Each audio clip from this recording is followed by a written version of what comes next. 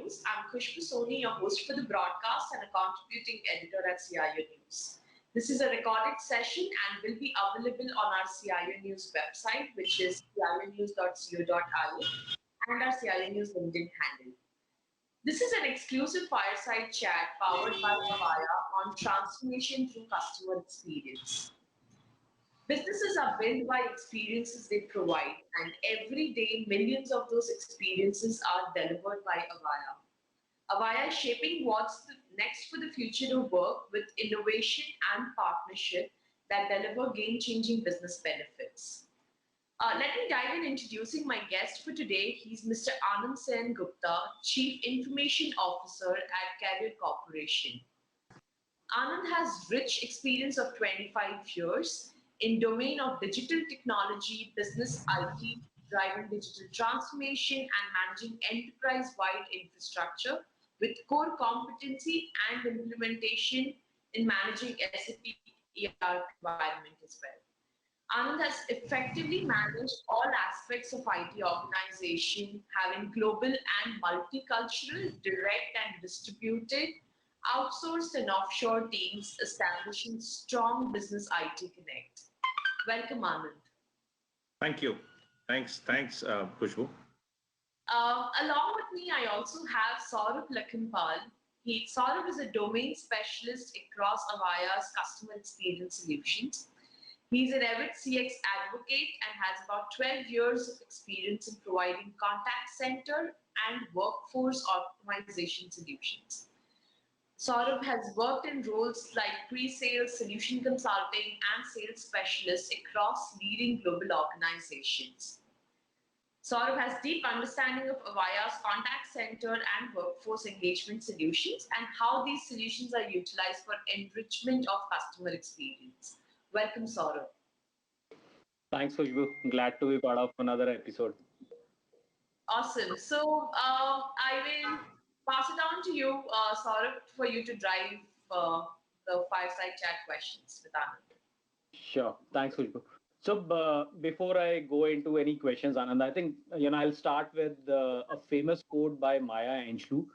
She was a black activist late in 80s, and she said, "People will forget what you said, people will forget what you did, but people will never forget how you made them feel." And I think customer loyalty is all about how you're making your customers feel while they interact with you, and if the experience is good, they will show loyalty towards you, right? And if they are loyal, they will have willingness to buy more. They will be proactively referring you to other people, and there would be openness to the new offers as well, right?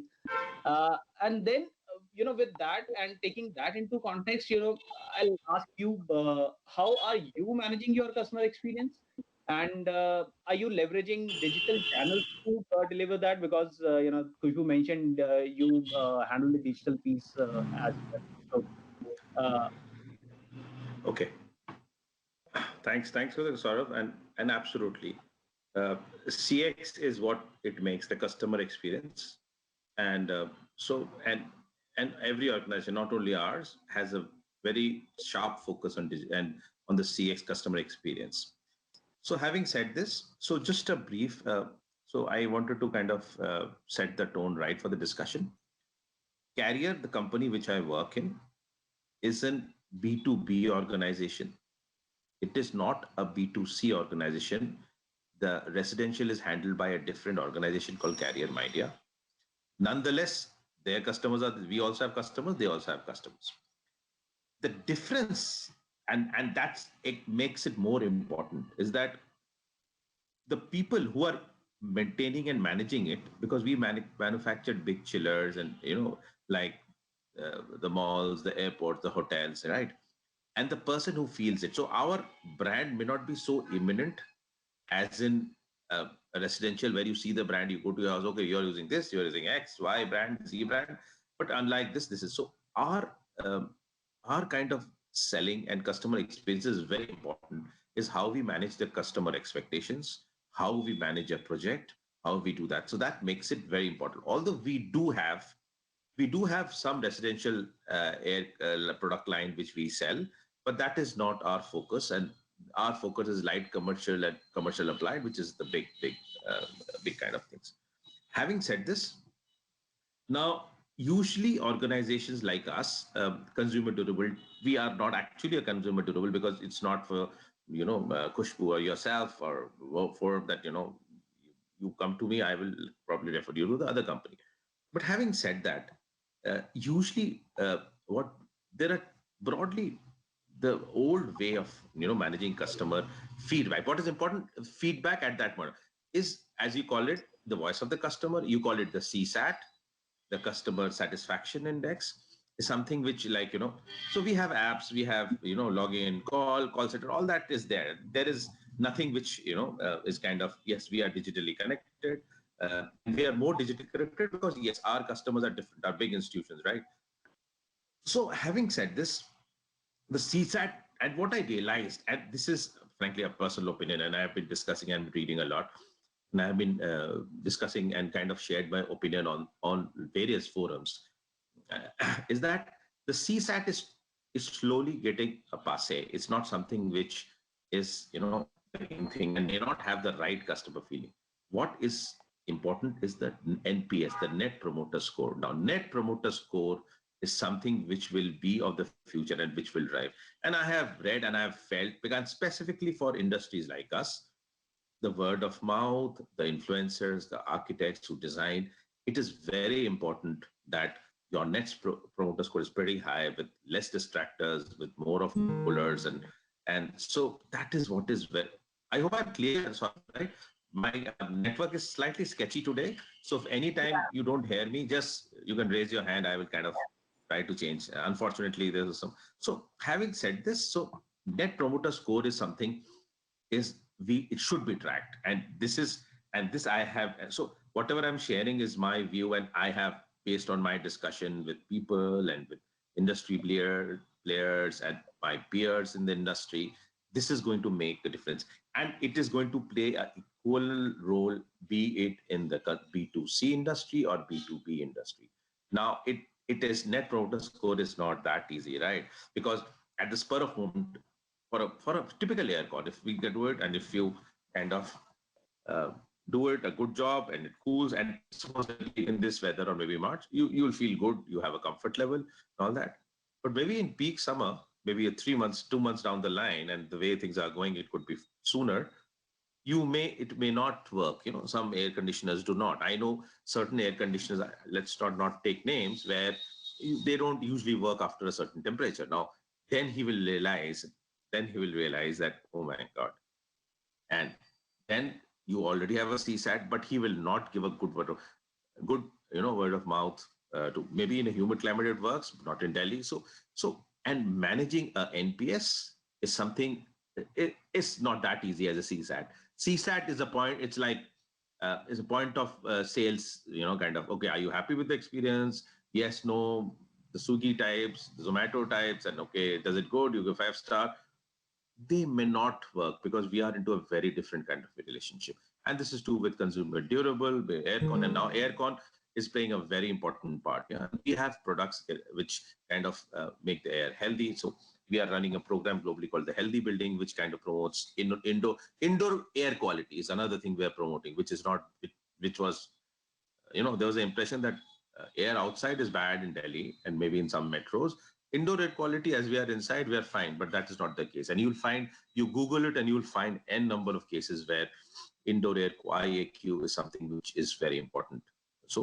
And frankly, whatever I'm saying, I'm saying it from a generally industry. Trends may not be directly relevant. Just wanted to be clear, so that there is no contradiction, confusion later. But having said this is something which we are trying to evaluate the NPS and see how we kind of get a customer feel, and having a constant connect with the customer to make sure, and being more proactive, and the technology world. I think years back, the HP started this service called, they were connecting your servers and virtually managing them. They would come to know before your hard disk fails. They would come with a hard disk and replace it. You wouldn't have to log a ticket, you setting off, and they would say, oh, this is going to fail. So that is, although this is no big deal, huh? You guys. And this has been, I remember 10 years back that HP offered this service to me, HP and Dell, that, you pay a minimum amount, you will monitor it remotely. So that is something which is going to be the thing of future. And with Corona changing a new normal, we're going to kind of, physical contact would be less. That makes it much more difficult, right?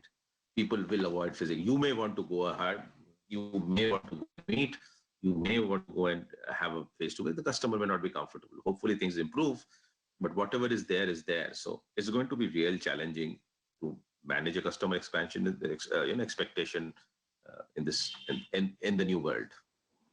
And I completely, echo your points, around the CSAT and NPS. If you want to be transactional, you'll focus more on CSAT. But if you want a loyal customer, I think NPS is the way to go. And since you mentioned, COVID and the physical contact is less, and you mentioned about there are digital channels as well that you interact with your customers, which are again, some of the businesses, right? So, how are you utilizing those, digital channels? Which all channels are you utilizing for your day-to-day communication with your business, not the consumers, but the businesses? The businesses, as in our internal business, the Your customers within no, our, your customers. my customers. So, Yep. so frankly, we have our call center, we have helpline, we have website, we have application, we have a dealer portal. We manage, our channel of sales is primarily through dealers, because that's how it is. So dealers, not more through retailers, but dealers. So we have our digital channel like anybody else. And but how you so that is, the avenues are there, right? Avenues are there. But what is important is when something comes, how do you react and how do you respond? How do you respond to that? Is what we have to get it. So, for example, our team, the service team, remember, lockdown was March 22nd last year, I think that was. But our team was obviously working because you need air conditions that time. Some of us setting in, hospitals would require it, will require it. Our factory got all say we have some very unique way of connecting to customer, because our customers are, I told you, is a different way of connecting to the customer. The user and the feedback person may be different. We have a different way of, maybe not be, but how we respond to the customers, how we are kind of doing that. We have dealer channel, we have a service and sales team. So we try to maintain that, and Carrier being a leader in the brand, air conditioning brand, we have a very strong brand value. We just make sure the customer's affinity is there. So as a brand, as an organization, we sell Carrier and Toshiba brands. Toshiba, we have a global JV. So if you're buying a Toshiba AC, it's through Carrier only. So that's how it is. So I would not say something, I will do something very unique. No, maybe we have all the channels and everybody now has it, right? This, because you have call centers, you have emails, you have escalation chart, all that thing is there.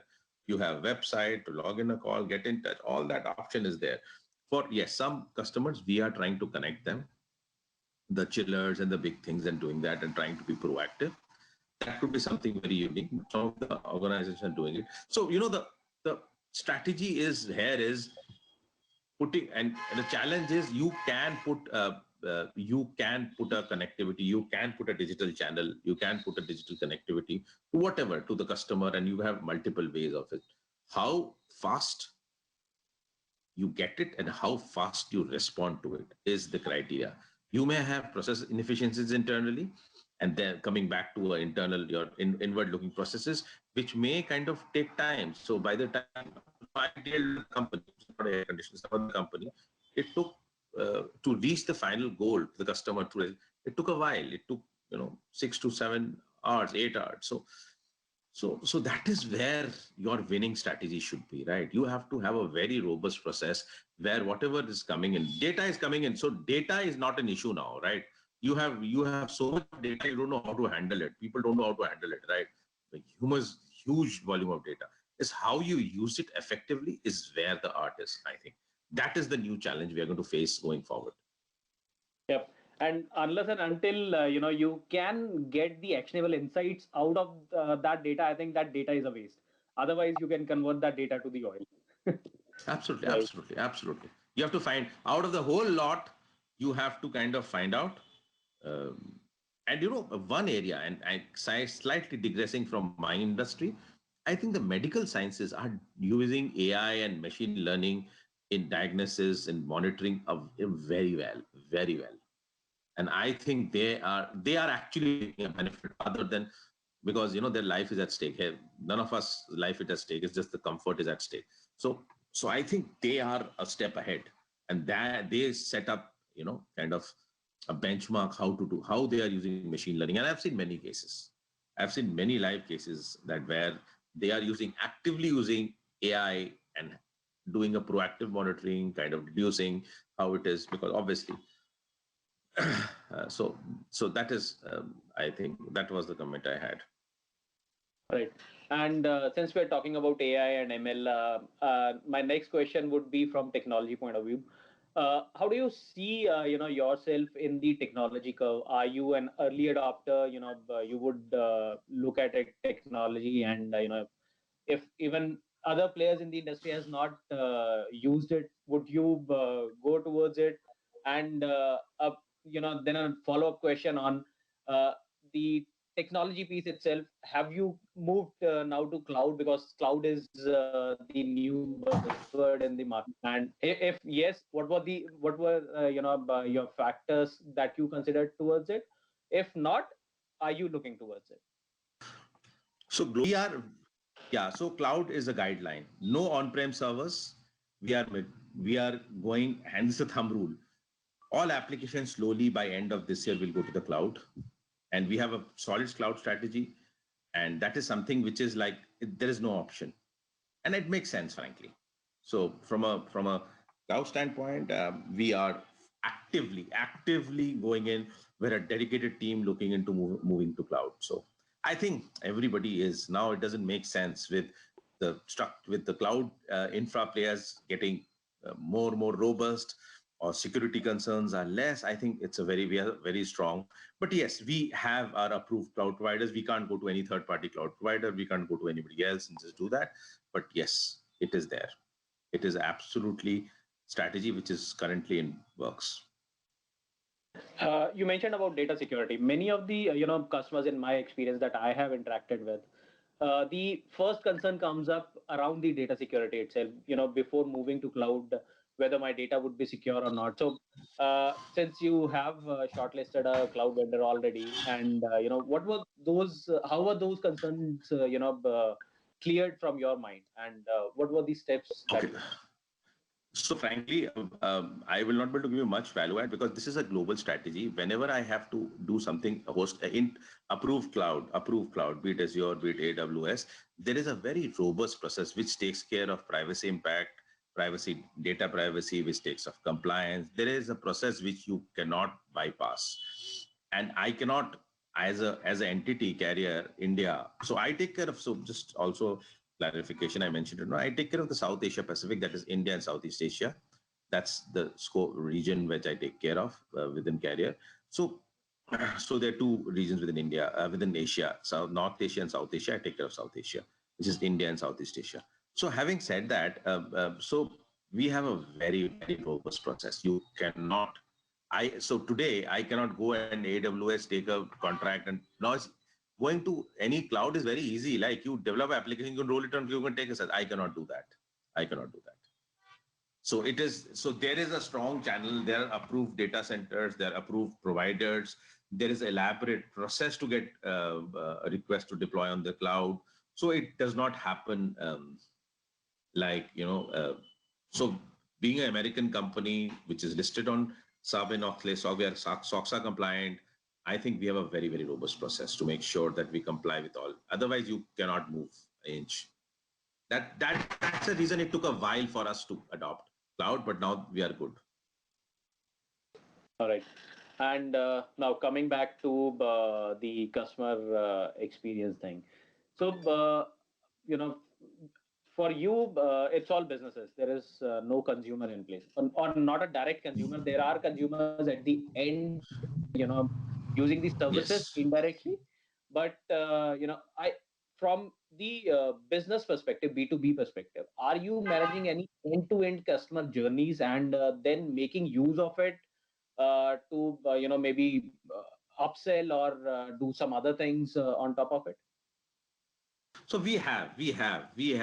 So because we have more of these, what you just mentioned, we have direct customers, be it hotel chains, be it builders, be it malls. We have hospitals, medical facilities. We have an ongoing relationship where we nurture that relationship. So our journey does not end when you take the order and sell it. It is more long term as compared to a independent customer, and it is more kind of stretched over a period of time where we kind of work through it, and it is a very delicate list. We have key accounts, we have people managing it, service. So we have a well elaborated structure to manage the B2B structure. So it is not like unlike. So we have that, and what you just mentioned, that is exactly how we work in for majority of our customers. Because although there's a dealer involved, they will do it. There's a people, but they believe in carrier. They work with carrier, and that's where our credibility is. No, absolutely. I think that is very important too. And that brings me to my last question. It is around the COVID situation. Uh, I can see, are working from home. I also am at home So today. yeah, so Right. So, from your field so staff perspective, I know they would be on field during the COVID times as well. But from the corporate office perspective or the employees perspective, did you move the work from home, or was it completely shut down during that period? so we moved from home, the moved to home completely. And we had when things improve, except for critical functions, that too with all precautions, all approvals, because we were essential services, air conditioning services. We were grouped in it. And the time when it was the lockdown came in, we were exempted, like most of the country companies. So that was there. That was there. But yes, for example, my profile, I am working from home because I take care of a regional role, right? For me, I'll give you a good example. I used to go. I was always before COVID. Also, I was going to a regional. I was managing a regional for the last 2.5 years. I've been doing. I have been traveling a lot before the COVID. I used to travel within Southeast Asia and all. Yeah. But for me now, it doesn't make sense for me to go to office because India is just another entity, right? For me, it is like the only thing is now we have tools to have this kind of facility. Previously, I remember we used to have WebEx, right? WebEx में call कर लो, and that was there. Otherwise, we had to face-to-face meeting. Now we have Teams, we have Zoom, so all that stuff is there, and we kind of do that for specifically for me. But there are people and there are groups, and like most organizations, you have red and blue groups which kind of go alternately. I don't go. I go once in 15 days, 20 days if I feel like. But for me, going to office is that my is only thing is when travel opens, and then may have to travel. But that's the only thing. Otherwise, specifically for my team, yes, the operational people who are there on the ground, they go to office, and we make sure that 1 week one person comes, and we have all precautions: social distancing in office, wearing mask, temperature check for going out, monitoring, and that's what things have been good. So I don't see any challenge there. Right. And while working from home, were there any challenges that you saw, coming from a data theft perspective? Because, you know, in during the office times, everything is in your premises, right? The laptops or desktops or your employees are there, right? But while working from home, there are, certain different factors that come into play, connecting to VPN for that, or accessing applications over the open internet. So, what any data security concerns came up during that period? So as told you, American company, stocks are listed. We have everything in place. They have put everything in place. I'm as secure as I am here, and as secure as I'll be in office. So that is not a challenge, and that the global team put it well. And this is not something which Carrier India decided, globally decided for everybody. And we are very secure. We have multi-factor authentication to the network. Data is secure on a laptop. There is no problem from that standpoint. That is not a concern at all. And because to be very compared to other companies, we had certain quality of work from home because it's a global organizations. Our head offices are outside India, corporate office in the US. We had late night calls. So every time it was not possible to take the calls from home. So that remote thing, but not so much like everybody. Like uh, now I have my boss doesn't sit here. He sits in Shanghai in the US. So for me, calls are either early morning or late in the evening. Right, that's how it is. So it was this was not a challenge, but they put in a lot of other things in place to make sure we are more secure. So previously also that was not a challenge. Thanks, Anand. I think that was a wonderful conversation that we had. Really appreciate your time joining us, and over to you, Kushbu. Thank you so much, Saurabh. Thank you, Anand, for all your insights. I think this was a great conversation, a very candid one. I just have one question, Anand. If you had to, give us a percentage as to what, as per you, as a percentage will remain digital in 2021 and way forward, like post-COVID, what percentage of work will remain digital as per you? So so not that because I am a digital, I believe in totally digital myself. Uh, so, the problem within organizations was less, right? So within the organization, we will move more than 70% digital, right? 80% and 70 to 80%. But the balance, what is not digital, has less to do with our internal company requirement and more to do with the statutory law requirement. Now that government has started e-invoicing and all that stuff, now, that is what is going to drive the digital platform. It is not, organizations are going to rapidly change, right? Rapidly change, and they have changed and kind of transformed into a way where internal documents, paper documents will become a thing of the past. But what is important, how government and the statutory bodies do that, right? I'll just give you an example. Previously, and very small examples, and this is an indicator. For example, anything in the e-commerce business, they used to come there to make you sign and do the. Now they've stopped. Now OTP based. The income tax office, we used to, after you file the return, you sign it and you post it to Bangalore. Now they have OTP based.